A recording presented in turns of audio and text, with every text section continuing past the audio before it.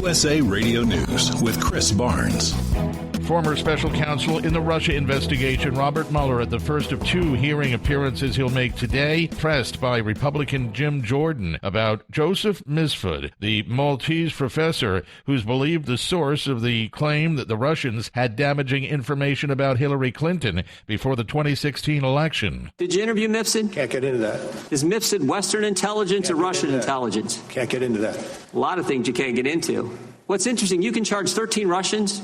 No one's ever going to see them. You can charge them. You can charge all kinds of people who are around the president with false statements. But the guy who launches the guy who puts this whole story in motion, you can't charge him. I think that's amazing. I'm not certain I agree with your characterizations.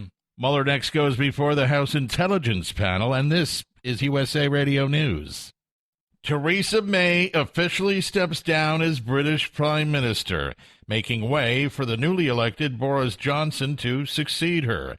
May delivers her final speech in front of number 10 Downing Street, saying she hopes for a Brexit, in her words, that works for the entire United Kingdom. Assessing that task can come a new beginning for our country, a national renewal that can move us beyond the current impasse into the bright future the British people deserve. Meanwhile, the governor of Puerto Rico is expected to step down before the day is over amid a scandal involving some published messages in which he and his associates joke about the victims of Hurricane Maria and make homophobic comments. The Federal Trade Commission slapping Facebook with a record-breaking $5 billion fine over the company's privacy policy. You can reach us and view us online at usaradio.com. This is USA Radio News. President Trump now suing to try to block the House Ways and Means Committee from accessing his tax returns. USA Radio's Wendy King has more. It was only 2 weeks after New York Governor Andrew Cuomo signed a law allowing the state to share their information with the U.S. Congress. The lawsuit also names New York Attorney General Letitia James and New York's tax chief Michael Schmidt. The president accused congressional Democrats of seeking his tax returns and personal financial information solely to embarrass him. It calls on the federal court in Washington, D.C.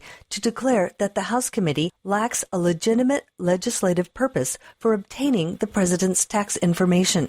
The president hasn't disclosed any tax information since announcing his candidacy. While he's refused repeated calls by lawmakers to release his federal tax returns, his New York state returns could contain much of the same information.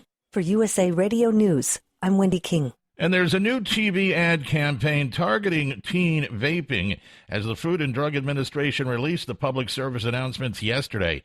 They're called Magic, and they show a British street magician surprising teens by turning e-cigarette devices into traditional nicotine cigarettes. The FDA says the goal is to connect the two products so that teens understand that e-cigarettes are just as addicting. Find us online anytime at usaradio.com. For USA Radio News, I'm Chris Barnes.